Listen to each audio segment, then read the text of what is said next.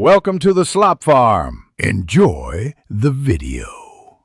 You start by confirming contacts is enabled in Icloud. This ensures all entries sync to Icloud. Sign in at Icloud. On a desktop browser or open contacts on a Mac. The process works best there because export options appear. Once signed in, click Contacts to load your address book.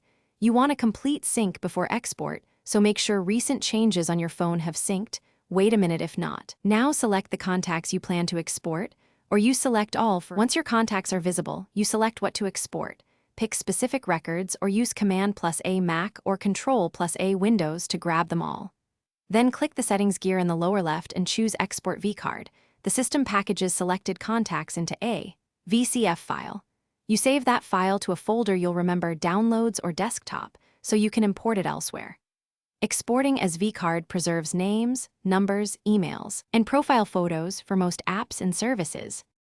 With the VCF saved, you can import into Google Contacts, Outlook, another iCloud account, or simply archive it for backup. You do this by opening the Target Contacts app and choosing Import, pointed at the VCF file.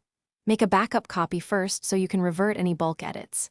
If contacts are missing after export, check that the source device had contacts enabled in iCloud and recent changes finish syncing.